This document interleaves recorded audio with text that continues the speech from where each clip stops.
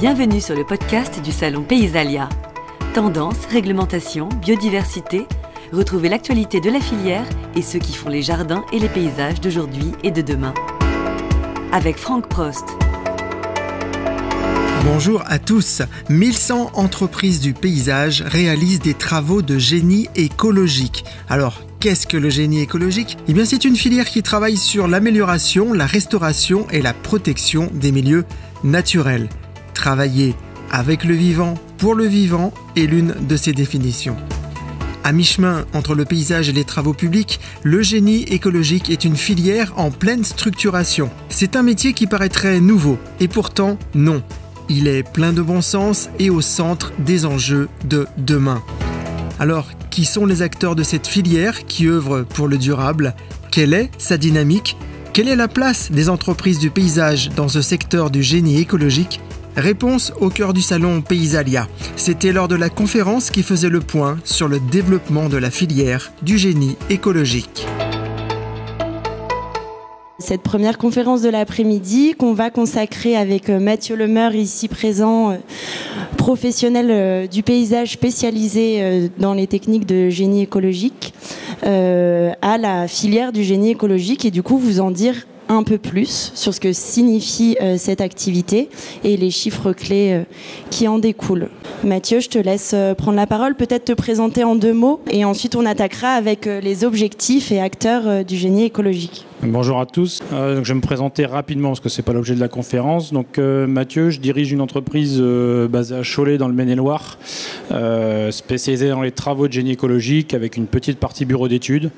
Donc 3 activités, travaux de restauration de cours d'eau, gestion intégrée des eaux pluviales et réaménagement de sites industriels avec le principal objectif de les végétaliser pour les rendre compatibles avec une gestion zéro phyto. Voilà, pour faire bref. Donc l'objet un peu de la conférence est de présenter la filière du génie écologique. Donc on va commencer par 2 petites définitions, il me semble. Le génie écologique, en fait, regroupe 2... Tiens, ça défile. C'est en mode défilé. 2 grandes catégories, la partie ingénierie, donc plutôt bureau d'études, scientifique, et la partie génie écologique qui, elle, regroupe plutôt la partie travaux dans différentes activités, différents milieux. Le génie écologique en lui-même, il y a beaucoup de définitions, il y a beaucoup de partis pris, on en entend un peu à toutes les sauces. Pour faire simple, le génie écologique, c'est tout simplement travailler avec le vivant, pour le vivant. C'est-à-dire que l'objectif vraiment de nos métiers, il est de travailler pour une amélioration ou une restauration des milieux naturels. Par rapport à ça, il y a tout un tas de paramètres à prendre en compte, c'est-à-dire que le milieu naturel, c'est pas seulement la faune, pas seulement la flore, encore moins une espèce, c'est vraiment un ensemble de paramètres qui sont le biotope en lui-même, du sol, la flore, la faune, l'eau. On a aussi toute la partie, parce que souvent ce sont quand même des projets qui sont induits par l'activité humaine, économique ou non. Donc on a aussi cette partie-là à prendre en compte, c'est-à-dire qu'il y a forcément derrière un objectif social ou économique. Et puis il faut aussi également penser l'activité, c'est ce qui fait sa particularité, c'est qu'on travaille avec pour le vivant, en vue de le restaurer, l'améliorer ou le protéger. Donc il faut intégrer que la phase chantier et travaux doit intégrer cet écosystème total. C'est-à-dire que on peut essayer d'intervenir en milieu naturel, mais si on ne se préoccupe pas de l'impact que les travaux vont occasionner, on n'est déjà pas en phase avec le métier. Donc c'est vraiment un métier qui est particulier par rapport à tout ça. Donc là, quelques exemples d'aménagement. Souvent, quand on pense génie écologique, on pense essentiellement espace naturel et zones humides, ou en tout cas espace aquatique. C'est vrai, mais pas que. C'est-à-dire que les travaux de génie écologique peuvent aussi bien se passer en espace naturel où il n'y a absolument aucune population, aussi bien en espace centre-ville, en gestion des eaux pluviales, ça en fait aussi partie, puisque l'objectif il est d'infiltrer les eaux et pas de les envoyer ailleurs d'où elles tombent. Donc on est vraiment sur un métier qui concerne tous les types de milieux et pas seulement le milieu naturel ni le milieu aquatique. faut bien penser à ça. Donc Mathieu a recentré un peu les définitions et les objectifs de cette activité. On va parler aussi des acteurs de cette filière. Donc l'acteur qui regroupe l'ensemble des différentes parties représentatives de la filière, c'est l'AIGECO d'ailleurs, que vous pouvez aller rencontrer sur le village biodiversité au sein du salon. Donc AIGECO pour Association fédérative des acteurs de l'ingénierie et du génie écologique, dont plusieurs grandes familles de métiers font partie, que je vous détaillerai pas forcément là, mais en gros c'est une association qui permet une mise en réseau entre entreprises de travaux, donc représentées notamment par Mathieu ici présent, chercheurs, bureaux d'études, et ingénieurs écologues. Donc le rôle de cette association, c'est de faciliter les échanges, comme je vous le disais, avec la mise en réseau, de renforcer le niveau de compétences des acteurs de la filière, de valoriser et promouvoir donc les techniques de génie écologique et d'accompagner le développement de la filière. Plus spécifiquement au niveau entreprise de travaux, on voulait vous faire un petit focus en introduction sur le GTM Génie écologique dont fait partie Mathieu à l'UNEP. Donc voilà, l'UNEP, c'est l'Union nationale des entreprises du paysage. Ce GTM, il regroupe donc des entrepreneurs de travaux qui échangent tout au long de l'année entre eux sur des problématiques métiers, sur comment améliorer leur métier. Pour la filière, ils se posent un grand nombre de questions. Enfin voilà, c'est une instance qu'on a développée et qu'on promeut dans la filière du paysage et que ces professionnels représentent. Voilà pour le panel un peu des acteurs. Donc effectivement, au sein de ce GTM dont je fais partie et qui est chapeauté par l'UNEP, l'idée c'est vraiment de mettre en commun, parce qu'on est vraiment sur un métier qui est loin d'être nouveau, puisque c'est essentiellement du bon sens au final. Par contre, on se rend compte qu'à l'échelle du territoire, c'est le métier, je pense, qui est au centre de beaucoup d'enjeux de demain. On entend parler beaucoup de biodiversité, de changement climatique. Donc on est vraiment sur ce thème-là et on se rend compte en fait entre professionnels que chacun fait un petit peu ou beaucoup dans son coin et on est vraiment dans un métier expérimental encore aujourd'hui, c'est-à-dire qu'on ne maîtrise pas tout et on n'a pas la prétention de vouloir tout maîtriser, bien au contraire. C'est ce qui a conduit aujourd'hui pas mal d'erreurs qu'on constate au quotidien. Donc l'idée c'est vraiment de mettre en commun et puis de fonctionner vraiment comme des confrères pour se rendre compte de un tel a expérimenté telle solution, ça a marché, tant mieux, ça n'a pas marché, pourquoi? Est-ce que c'est reproductible à un autre endroit? Parce qu'on est aussi dans un métier qui travaille avec le vivant, donc qui travaille avec le climat, la région, et ce qui fonctionne à Lyon, ça fonctionne forcément, ou pas forcément en tout cas à Marseille ou à Lille. Donc on est vraiment, et l'objectif de ça, c'est vraiment de la mise en échange, et on est persuadé que la valorisation de notre métier passera par là. Donc on tenait aussi à présenter quelques chiffres clés de la filière, puisqu'effectivement, comme je disais, aujourd'hui c'est quelque chose qui est beaucoup rattaché au discours actuel. Donc on a cette sensation que le métier évolue, presque que c'est un nouveau métier, alors qu'au final c'est des techniques, je dirais presque ancestrales, de bon sens. Donc on a mené plusieurs enquêtes pour vérifier si effectivement la tendance ressentie se vérifiait. Donc on a une première enquête qui a été faite au sein des entreprises de l'UNEP, donc qui présente qu'une partie effectivement des acteurs de cette filière, puisque encore une fois les acteurs de cette filière c'est les bureaux d'études, les scientifiques, les chercheurs, les fournisseurs de matériaux rentrent vraiment aussi en ligne de compte, les acteurs et les centres de formation, les entreprises. On est vraiment sur essayer d'articuler une filière comme un écosystème pour être en phase avec ça. Donc là, les chiffres qui sont présentés ne représentent qu'une partie des acteurs, puisque comme vous voyez, dans les entreprises de travaux, il y a les entreprises du paysage, il y a les entreprises forestières, il y a les entreprises de travaux publics, qui aussi intègrent aussi aujourd'hui dans certaines activités ce volet du génie écologique. Donc uniquement au sein des entreprises de paysage et adhérentes à l'UNEP, on a fait une étude en 2020 qui révèle que c'est à peu près 1100 entreprises qui réalisent alors que ou en partie des travaux de génie écologique pour 1500 salariés et environ à peine 300 millions de chiffre d'affaires annuel. Donc encore une fois, les chiffres, on peut leur faire dire ce qu'on veut, mais ça donne une tendance, parce que vous voyez, on prend, on va dire, un petit tiers des acteurs de la partie travaux, donc génie écologique, sans parler de la partie engineering, bureau d'études. Et on a, nous, de notre côté, donc avec le GTM génie écologique de l'UNEP l'an dernier, mené une enquête. Donc là, on avait les premiers chiffres qui sont une enquête, on va dire, d'une partie, et si j'ose dire, on va dire du bas de la filière. Et nous, on a mené une enquête au niveau un peu plus global, enquête publique, donc enquête des marchés publics, avec un acteur qui est Vecteur Plus, qui recentre un peu. Donc là, c'est vraiment tous les marchés publics qui sortent sur une année. Alors entre 2017 et 2020, on l'a un peu écarté parce qu'avec le contexte qu'on a connu à partir du mois de mars, elle n'est plus tellement valable. Donc là, c'est vraiment, voilà, on a essayé de recenser tous les dossiers de la commande publique. Donc encore une fois, le génie écologique, il y a la commande publique, il y a la commande privée. Donc on est à nouveau que sur une partie. Et de voir un peu tout ce qui sortait, qui touchait de près ou de loin le génie écologique. Donc c'est une étude qu'on a sortie sur 3 ans. Pour justement voir un petit peu au niveau de la commande publique ce que ça donnait.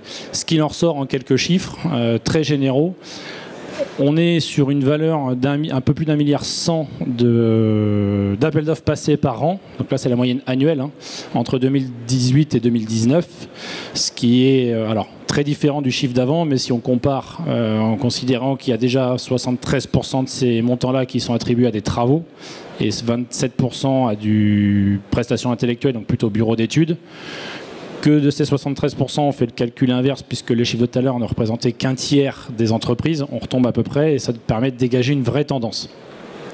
Et ce qu'on a trouvé aussi intéressant de mettre en valeur dans cette étude, outre le montant, qui est quand même assez fort, parce que de mémoire, je crois que sur la partie, pour vous donner une comparaison, sur la partie travaux paysagers, je crois que c'est 5 milliards par an de mémoire, les chiffres UNEP. Ce qui est vraiment intéressant aussi, c'est l'évolution. C'est-à-dire qu'aujourd'hui, entre 2017 et 2018, on a une augmentation de 25% des montants passés en appel d'offres, où le reste de la commande publique générale, donc espace vert, travaux publics, vraiment l'ensemble des métiers, évolue plutôt à hauteur de 11%. Donc on est quand même sur une évolution 2 fois supérieure à la commande publique générale. Donc tout ça, ça permet de... Alors oui, on a aussi un peu découpé par type de donneur d'ordre. Donc la grosse partie est donnée par des pôles locaux qui regroupent les syndicats intercommunaux, ce qu'on appelle les établissements publics territoriaux, qui sont les syndicats qui se regroupent maintenant avec les lois GEMAPI. Donc on est vraiment sur du donneur d'ordre local. Donc c'est quelque chose qu'on a essayé de... L'État, donc au niveau national, n'est qu'à 19%. Donc là, on est bien sur les donneurs d'ordre, on n'est pas forcément sur les financeurs, ce qui est un peu différent. On ne va pas rentrer dans le détail parce qu'on pourrait y passer la journée. Et après, on a cherché aussi à savoir un petit peu, c'est bien beau de savoir combien ils passent d'appels d'offres à l'année et les volumes. On a essayé de voir un petit peu comment ils étaient attribués. Là encore, c'est à prendre avec pas mal de modération, puisque sur les 1,130 milliard de chiffre d'affaires donnés en commande publique, notre partenaire n'a que un pourcentage, ils n'ont pas toujours le retour de ce qui est attribué ou pas. Néanmoins, ça donne encore une fois une tendance. C'est-à-dire qu'aujourd'hui, si on parle en termes de volume, donc en nombre d'affaires, il y a à peu près 45% des affaires qui sont en génie écologique qui sont attribuées à des entreprises de paysage, pour environ 30% d'espaces de travaux publics, entreprises de travaux publics, et 20% d'autres. Dans les autres, il y a notamment tout ce qui est travaux forestiers, entreprises agricoles, qui ont aussi effectivement leur rôle à jouer dans ce domaine-là. Et on a mis ça aussi en valeur, c'est-à-dire que là, en montant attribué, donc toujours pareil, c'est pas les 100% de la commande publique, puisqu'on n'a qu'une partie des retours. On se rend compte qu'on est à peu près sur le même équilibre, c'est-à-dire plutôt 40% pour les entreprises d'espace vert, un petit peu plus fort pour les travaux publics et à peu près sur le même ratio pour les autres entreprises. Ce qui s'explique assez facilement, puisqu'en général, quand les entreprises de travaux publics viennent sur ces métiers-là, c'est du gros volume, donc on est tout de suite sur moins d'affaires mais plus de budget. Donc ce qui ressort un peu de ces chiffres, c'est qu'effectivement on a une commande publique qui augmente 2 fois plus vite que le reste de la commande publique. Donc le ressenti qu'on a de par un peu nos politiques, c'est que ça se vérifie. C'est-à-dire qu'aujourd'hui, il y a des commandes et des budgets qui sont alloués en forte augmentation et plus que dans d'autres métiers. Donc c'est assez bon signe pour nous, puisque ça veut dire que effectivement les paroles sont suivies d'actes. En tout cas, on sait le vérifier depuis 3 ans. Et puis ce qui nous paraît aussi nous intéressant, c'est de démontrer que c'est une filière de travaux avec beaucoup d'acteurs, où tout le monde a sa place, mais où le paysage doit être et l'est déjà majoritaire. Ça paraît assez logique, mais aujourd'hui, effectivement, encore une fois, le génie écologique, s'il y a quelque chose à retenir, c'est travailler avec le vivant pour le vivant. Par défaut, on est un métier différent du paysage. C'est évident, on n'a pas la même finalité. En paysage, en général, on fait de l'esthétisme, on fait du beau, on fait du propre. Nous, on est là pour faire du durable. Et moi, je dis souvent, quand on finit un chantier, nous, on est satisfait si 1 ou 2 ans après, on passe sur le site sans se rendre compte qu'on est intervenu. Donc, par rapport à là, la finalité est différente. Néanmoins, la sensibilité de base du vivant, c'est pas pour dénigrer nos confrères d'autres métiers, mais en travaux publics, ils l'ont pas. Ils travaillent avec de l'inerte. Alors, ils s'y mettent, mais il nous paraît important que ça reste effectivement la majorité du paysage. Aujourd'hui, c'est des tendances aussi qui se dégagent. Et même sur les marchés publics un peu plus classiques de travaux, on voit cette tendance qui se dessine au niveau des gros groupes. C'est-à-dire qu'aujourd'hui, les gros dossiers de collectivité d'appel d'offres, c'est plutôt le verre qu'à la main sur l'inerte. Ce serait bien que le génie écologique suive cette voie-là, encore plus, et le reste, en fait, et le laisse. Après, il y a de la place pour tout le monde. Nous, les premiers, on est une petite entreprise, on a 15 personnes. Il nous arrive de faire des chantiers où on se groupe avec d'autres acteurs de la filière qui sont plus performants que nous. Quand il y a 20, 30 000 m3 de terrassement à faire, de sédiments à bouger, c'est évident qu'on n'est pas performant. Par contre, l'enjeu de notre filière qui se développe, où il y a des fonds qui sont mis, politiques, le gros risque qu'on a et l'enjeu majeur selon nous, c'est que si dans 2-3 ans, il n'y a pas de résultats sur la biodiversité et sur les résultats attendus, on est aussi sur des décisions politiques, il faut en être conscient, donc très fragile. C'est qu'aujourd'hui, ils mettent du budget, c'est clairement du lobbying. Si dans 3 ans, 4 ans, il y a des résultats significatifs, ben on rentre dans une très bonne démarche. Si dans 3-4 ans, il n'y a pas de résultats, donc entre guillemets, les chantiers ne sont pas faits dans les règles de l'art, ils peuvent aussi très rapidement passer à autre chose. Donc ça, c'est les chiffres actuels. Donc aujourd'hui, il y a plusieurs acteurs sur la filière. L'un des points importants aussi, c'est que c'est une filière en devenir. Les études le montrent. Donc la formation est très importante. Je vois qu'il y a pas mal de jeunes, certainement, en formation actuellement.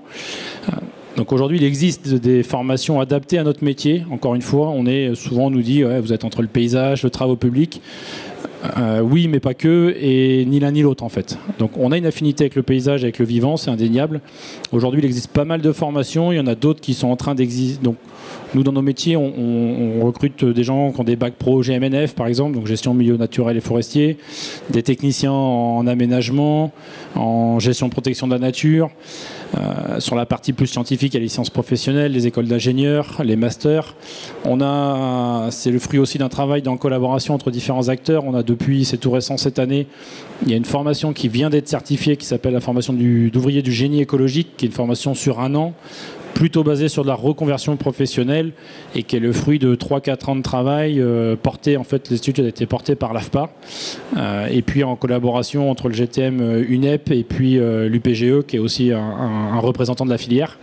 Et au bout de 3 ans, on a fait des expérimentations, on est arrivé à réussir à référencer cette formation. Donc on avance aussi sur ce côté-là, puisqu'encore une fois, une formation en devenir, il faut du monde. Et aujourd'hui, les entreprises de paysage notamment ont déjà beaucoup de travail, du peine à recruter. Et on est vraiment dans un métier spécifique. Encore une fois, on est proche du paysage, mais avec une finalité différente. Et on est vraiment dans un métier où il faut se poser la question, et quel que soit le niveau, maîtrise d'œuvre, scientifique ou opérationnel, de pourquoi on fait les choses et ce que ça donnera dans 3, 4, 5 ans, 10 ans. Donc après, il y a différents outils qui ont déjà été mis en place par les différents acteurs, encore une fois. Je ne vais pas toutes les citer, mais les principales. Donc, au niveau de l'UNEP, on a les règles professionnelles qui ont été créées, qui sont disponibles à tous les adhérents de l'UNEP. Et tout le monde. Et tout le monde d'ailleurs. Qui ont été émis avec des professionnels, des scientifiques, des entreprises de travaux, sur le génie écologique, sur les plantes envahissantes, enfin voilà, et puis sur l'espace vert en général. Qui peuvent être distribués aussi bien dans les entreprises que dans les écoles. C'est un peu des guides techniques, c'est fait pour. Il y a le centre de ressources de l'OFB qui est plutôt une plateforme, si je ne me trompe pas, où il y a beaucoup de documentation à votre disposition. sur des expérimentations, des études qui ont été lancées. Enfin voilà, c'est vraiment une bibliothèque en fait sur le génie écologique. On a aussi, pour reconnaître un peu les entreprises spécialisées, les Quali Paysages, qui a été reformé l'an dernier avec un label spécifique au génie écologique en fonction de la nature. Parce qu'encore une fois, génie écologique, on peut avoir le Quali Paysage génie écologique, mais faire aussi bien du génie végétal que de l'éco-pastoralisme, que de faire des ouvrages d'art pour du passage faune-flore, enfin faune plutôt. Donc voilà, il y a des labels qui permettent de préciser un petit peu dans quel domaine se trouve l'entreprise. On a toujours dans le centre de ressources, on a un annuaire qui est disponible en ligne qui regroupe toutes les entreprises spécialisées dans le génie écologique avec leur localisation et leurs coordonnées. Et puis enfin, on a des prix. On a le prix national du génie écologique tous les ans avec différentes catégories, des prix spéciaux et qui récompensent, en fait, c'est un appel à projet qui récompense des projets qui ont été réalisés pour mettre en valeur un peu ce qui se fait sur les différents territoires. Aussi bien là, pour le coup, les donneurs d'ordre que les entreprises qui les ont faites, que les bureaux d'études qui les ont conçus. Donc voilà, l'idée c'est vraiment ça, c'est de pouvoir mettre en valeur. Alors c'est une présentation assez rapide et succincte, hein, mais globalement voilà, sachez qu'à tous les niveaux on essaye de travailler. Il y a des gens qui travaillent pour valoriser la filière, donc ça va les entreprises, les donneurs d'ordre. Il y a plein d'autres sujets en cours. On est en train notamment de travailler à l'élaboration d'un guide à destination des donneurs d'ordre sur le génie écologique pour justement qu'ils sachent, on le voit trop souvent nous aujourd'hui en tant qu'entreprise, un marché en génie écologique où les variantes sont interdites, où on ne peut pas proposer, on ne peut pas s'approprier les projets pour des règles de concurrence loyales. Et donc voilà, on travaille aujourd'hui aussi sur tout un tas d'autres documents qui sont encore pas en ligne et à disposition. Mais l'idée c'est vraiment, on a une filière qu'à l'avenir, qui est au centre des préoccupations je pense, sans prétention, et qui ne doit pas nous échapper. Et donc on essaye vraiment de la valoriser par rapport à ça, de la structurer, parce qu'elle manque de structuration. Voilà. Et il ne faut surtout pas qu'elle soit interprétée comme une filière classique. Donc j'en profite pour vous dire et vous donner rendez-vous éventuellement en mars 2022 sur Paris, où le GTM Génie écologique de l'UNEP, on va organiser un grand colloque avec tous ces thèmes qu'on vient d'aborder, mais de manière un peu plus conséquente, sur une journée, avec les différents acteurs. Il y aura les acteurs de la formation, du monde scientifique, de travaux. Donc voilà, si jamais vous passez par là ou que vous avez allé à Paris, n'hésitez pas à y aller au mois de mars. Ce sera beaucoup plus complet et précis qu'aujourd'hui. Donc voilà, donc si on avait une petite conclusion à faire, rapide, aujourd'hui la filière du génie écologique, c'est une filière à part entière qui est en pleine structuration, qui demande encore beaucoup de travail, mais néanmoins déjà aujourd'hui des chiffres en pleine croissance, de plus en plus d'entreprises, une filière qui regroupe beaucoup d'acteurs différents et indispensables, encore une fois. C'est vraiment la pluridisciplinarité qui fera la richesse du métier et qui est déjà naturellement associée au paysage. Et puis à l'heure où on parle beaucoup aussi de donner du sens à ce qu'on fait dans les entreprises, on est vraiment sur une filière qui est en adéquation avec les enjeux de demain, de biodiversité, de lutte contre le réchauffement climatique. On est vraiment sur ces sujets-là. Aujourd'hui, le réchauffement climatique, c'est quoi? C'est la circulation de l'eau, c'est la présence et la végétalisation des surfaces. Si on arrive à prendre en compte ne serait-ce que ces deux éléments-là, qui sont qu'une partie du problème, au quotidien, je pense qu'on arrivera, alors pas à faire marche en arrière, on le sait tous, mais en tout cas à faire moins mal et voire mieux. Et puis voilà, encore une fois, c'est un métier qui se prête à donner du sens, peu importe l'activité, pour essayer de peser à toutes les échelles sur le métier et sur ce qui nous entoure. Merci beaucoup Mathieu pour ce beau panel de ce qu'est la filière. Comme on l'a dit, on n'est pas rentré trop dans le détail. En tout cas, n'hésitez pas à prendre la parole dès à présent et à poser les questions que vous souhaitez à Mathieu. Donc, François Jacquin, je travaille dans l'enseignement agricole. Et en fait, j'ai une question. Vous avez dit que la filière l'évolution de la filière était contingentée par les résultats qui seraient obtenus. Et j'ai une question sur les indicateurs qui sont mis en place. Comment on évalue les résultats de votre activité ?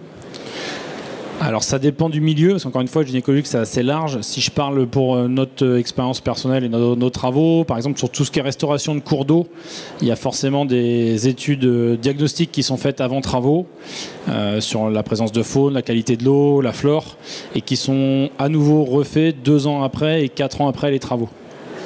Donc et ça aussi c'est quelque chose sur lequel on se bat, parce que souvent en tant qu'entreprise, nous on fait les travaux, on les réceptionne, et il faut se battre encore aujourd'hui pour que les clients 2 ans après, parce que les marchés sont des marchés ponctuels en général, et même nous on a du mal à avoir les résultats 2-3 ans après, parce que tout le monde passe à autre chose, alors que nous c'est une source de valorisation aussi pour nos gars et nos travaux, c'est de savoir ce qu'on a fait il y a 3 ans. Donc oui, il y a tout un tas de relevés, puisque tous les projets, que ce soit des mesures compensatoires, les travaux en espace naturel, ils découlent d'une problématique émise, donc qui suppose un diagnostic à l'instant T, et effectivement à 2 à 3 ans. Parce qu'il faut savoir que la plupart de nos travaux, en tout cas, sont financés essentiellement par l'agence de l'eau, et donc qui derrière vérifie si effectivement les travaux ont été faits, ou en tout cas ont eu les résultats escomptés.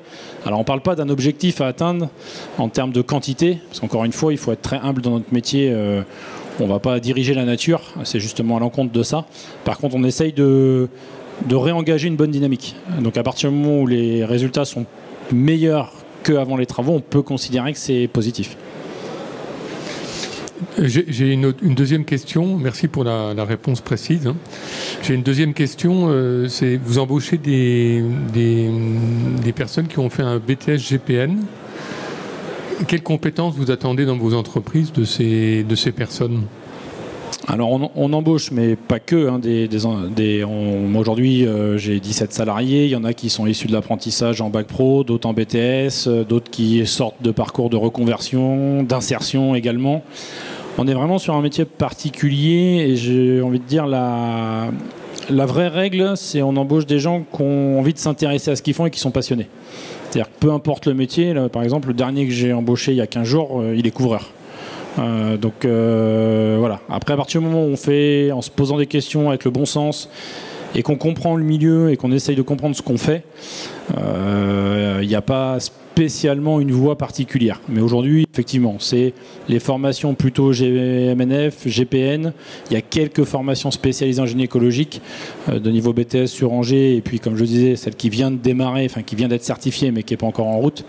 Et puis après, voilà, du paysage et puis des gens qui ont la sensibilité. C'est aussi un métier qui est ouvert à des gens en reconversion. Bonjour, Catherine Steyer. Je m'occupe d'une licence professionnelle restauration écologique des milieux aquatiques qui est dans sa 4e promotion et qui fait le plein. Donc je confirme bien que la filière est en pleine expansion et tous les jeunes sont apprentis, d'accord, avec des profils d'embauche en licence pro qui viennent de BTS GPN, BTS AP ou complètement une autre filière. Gestion et maîtrise de l'eau, par exemple. Voilà. Et moi, ma question, elle est sur le sourcing des fournitures, qu'elles soient vivantes ou pas, type Géogris, Fascine, enfin voilà. Est-ce qu'il y a un label local ? Est-ce qu'il y a une vraie valorisation des pépinières en termes de production locale, de graines locales ? Est-ce qu'il y a une vraie émergence par rapport à ça ? Bonjour, merci pour votre question. Donc effectivement, il y a des choses qui émergent. Il y a notamment pour le végétal, le label végétal local, mais qui demande encore aujourd'hui, qui pose en tant que nous, en tant qu'entreprise, la démarche est bonne, vertueuse. Maintenant, il faut la construire. On est loin d'être au bout, parce qu'on se retrouve du coup avec des choses très compliquées, plutôt adaptées aujourd'hui à de la petite quantité. On arrive là aussi où se confronte un peu, on est de plus en plus, en tout cas par chez nous sur les Pays de Loire, à replanter des haies, enfin, à dégager des gros budgets. Et nous, on a des clients en face qui nous disent bah oui, mais c'est des budgets, c'est subventions. Donc si on le fait pas l'année prochaine, on perd le budget, donc il faut planter. Et oui, sauf qu'un végétal, ça se crée pas effectivement en 6 mois, ça se fabrique pas, ça se cultive. Donc le risque, c'est qu'effectivement, les entreprises qui, sous pression du financier, c'est pour ça qu'on est vraiment sur une filière à enjeu. Après, oui, il y a beaucoup de choses qui se font, mais on est encore au démarrage, avec encore beaucoup de choses, je pense, mais ça c'est mon avis personnel, beaucoup de choses où on a pas mal de fournisseurs aussi qui se placent là-dessus. avec voilà, une idée, mais on va peut-être pas jusqu'au bout de la démarche du produit local. On le voit en ce moment avec les pénuries, avec un peu la crise sanitaire. Donc j'ai moi le bon espoir qu'on arrive à quelque chose, mais à ce niveau-là, il y a aussi un énorme travail à faire. C'est vrai que j'en ai pas parlé dans la présentation, mais le volet fourniture, nous on essaye au maximum d'être sur du local. Voilà, quand on fait de l'érosion, de la reprise de berge, on essaye au maximum de prélever sur site. Après, on est encore malheureusement avec certains donneurs d'ordre à batailler pour faire comprendre que le végétal est mieux que le béton ou l'enrochement. Donc il y a encore beaucoup de travail à faire. Mais effectivement, il y a des choses qui se font au niveau des fournisseurs, mais il y a encore beaucoup de chemin. Oui, Claude Thierry, journal Le Lien Horticole. Je voulais savoir justement si la législation, elle peut imposer des ouvrages de génie écologique par rapport à d'autres travaux. Là, vous parliez des berges, c'est pas forcément obligatoire de travailler avec du génie écologique.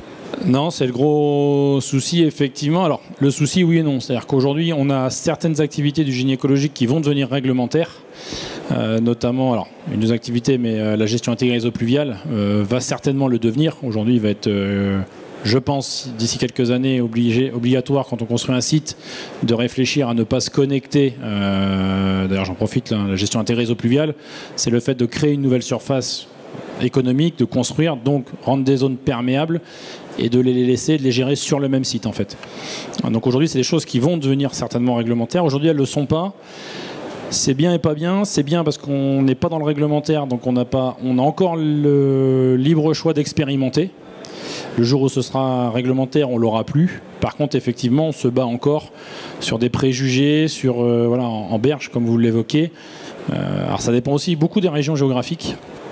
Mais effectivement, très souvent, on nous dit, quand on plante un peu de bouture, des semis ou des choses comme ça, ou même de la fascine, c'est pas avec 3 bouts de bois que ça va tenir, alors que ça s'est arraché.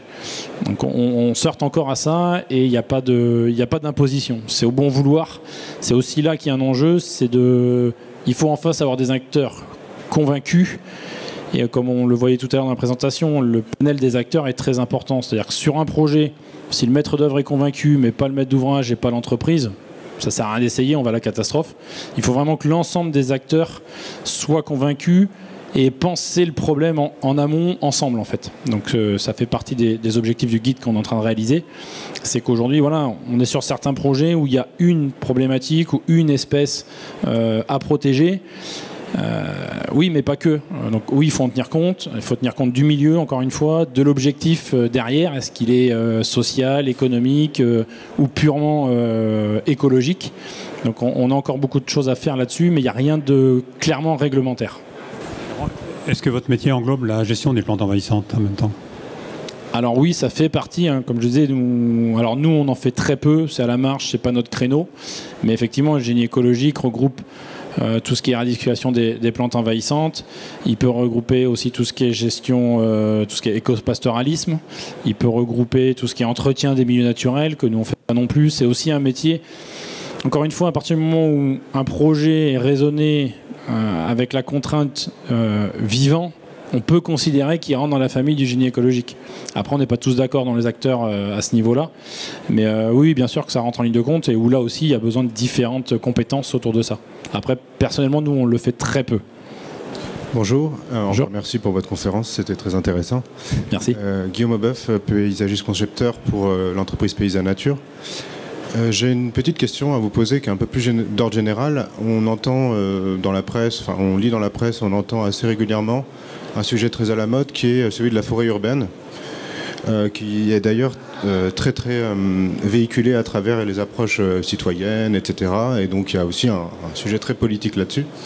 Quel serait votre avis par rapport à la gestion de ce sujet-là? Est-ce que vous êtes consulté par exemple pour pouvoir réaliser ce genre de prestations?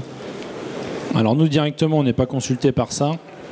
On en entend aussi beaucoup parler.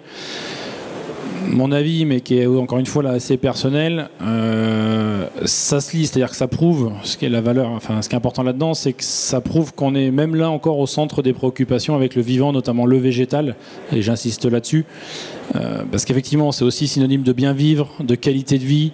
On sait très bien aujourd'hui que pour lutter contre le climat, les îlots de chaleur et compagnie, entre une rue qui est végétalisée et une qui ne l'est pas, on parle de plusieurs dizaines de degrés d'écart. Après, c'est comme tout, il ne faut pas s'engouffrer dans la brèche pour dire on fait et on étale du verre. C'est bien, c'est vertueux. Après, quelle est, mais j'ai pas non plus le retour complètement là-dessus. Une micro-forêt, oui, c'est bien pour le cadre de vie, je pense. Je ne suis pas persuadé, mais je ne suis pas un spécialiste, qu'une micro-forêt de quelques mètres carrés suffise à parler de biodiversité revenue en ville. Donc voilà, mais ça reste mon avis. Bonjour, François Pic, responsable environnement du groupe APRR AREA, donc plutôt maître d'ouvrage. Vous avez employé tout à l'heure l'expression d'entretien de la nature. Donc nous, on a des besoins en termes de génie écologique, de chantier, par exemple pour des mesures compensatoires. On a aussi des besoins sur le long terme. Ce que je constate pour l'instant, c'est qu'il n'y a pas un développement d'entité ou d'une filière particulière pour se positionner sur de l'entretien et de la gestion à long terme de la nature, ou en tout cas on a du mal à trouver des partenaires pour ça. Est-ce que c'est un axe sur lequel il y a des réflexions de votre côté ? Ça fait partie des sujets aussi, parce qu'encore une fois, le volet on oppose, mais ça c'est un peu général, et je rebondis sur une des conférences qui a été faite hier pour ceux qui étaient là. On est encore trop souvent dans l'instant T, dans la création, et puis on ne se préoccupe pas de ce qui va se passer derrière. Aujourd'hui, moi je suis convaincu que ça a plus lieu d'être, et encore moins dans le génie écologique, puisqu'encore une fois, finalement la partie travaux, elle n'est que le point de départ de l'objectif à atteindre. Donc je vous rejoins complètement sur le fait que l'entretien est même certainement, peut-être pas plus, mais au moins aussi important que ce qui est fait à l'instant T, notamment dans les milieux urbains ou périurbains. Après, aujourd'hui, il y a des entreprises aussi de travaux qui se spécialisent là-dedans, au même titre que nous, plutôt sur la partie restauration. Nous, en général, on prône aussi dans les marchés, mais il y a beaucoup de choses à faire évoluer. C'est qu'un marché ne devrait plus s'arrêter à un instant T. Et ça fait partie des choses qu'on va essayer de valoriser dans le guide qui est en cours d'élaboration. C'est qu'aujourd'hui, un marché de génie écologique, il ne devrait pas sortir, comme je disais tout à l'heure, sans possibilité de variante. Parce qu'à partir du moment où variante, c'est-à-dire qu'on s'approprie le projet et que toutes les idées sont bonnes. Et en plus, il devrait avoir un minimum un entretien de quelques années pour atteindre l'objectif, au moins pour lancer et relancer en fait l'écosystème. C'est encore quelque chose qui est très très rare dans les marchés, on ne va pas se le cacher. Très souvent les entretiens reviennent aujourd'hui, alors soit quelques entreprises spécialisées, soit collectivités qui elles assument l'entretien. Donc là aussi il y a aussi un rôle de formation, de sensibilisation du personnel pour, encore une fois, surtout sur l'entretien. On est sur des sujets, on n'est plus là pour faire du beau ou du propre. Alors il y a aussi l'opinion publique qui est à convaincre, mais ça les collectivités depuis des années ont déjà fait un gros travail là-dessus, je pense, et en collectivité je crois que c'est un peu devenu habituel de voir des trottoirs se végétaliser, des choses comme ça, mais il y a effectivement un vrai sujet là-dessus, et les sujets sont vastes, c'est ce qui rend notre filière passionnante, mais on a bon espoir d'arriver peut-être pas à tout traiter, mais au moins à faire tout évoluer. J'ai encore une question. Il y a un nouveau label, Calister, qui vient de sortir là, cette année, avec les premières entreprises labellisées. De mémoire Vinci, et de mémoire Jura Nature Service, quelque chose comme ça, une entreprise du Jura. Je crois que c'est ça, oui. Voilà. Ça apporte quoi, ce nouveau label, par rapport au label Quali Paysage ? Alors, je ne saurais pas vous donner l'explication réelle, parce que je n'ai pas participé, parce que c'est un des partenaires qui a créé ce label et qui est vraiment tout récent, puisqu'il a été officialisé en début d'année, et je crois qu'effectivement il y a une, deux ou peut-être une troisième entreprise. Donc je ne maîtrise pas le contenu. Je dirais aujourd'hui que ça apporte ni plus ni moins, c'est une autre source de reconnaissance, certainement avec d'autres critères que le label Quali Paysage, mais qui va dans le bon sens. C'est-à-dire qu'aujourd'hui, l'idée c'est ça, c'est d'avoir, peu importe qu'il y ait plusieurs référentiels, mais d'arriver à avoir une certitude que l'entreprise est spécialisée là-dedans. Mais c'est vrai que je ne connais pas trop le contenu, quoi. En fait, ça ouvre à toute la diversité des entreprises des travaux.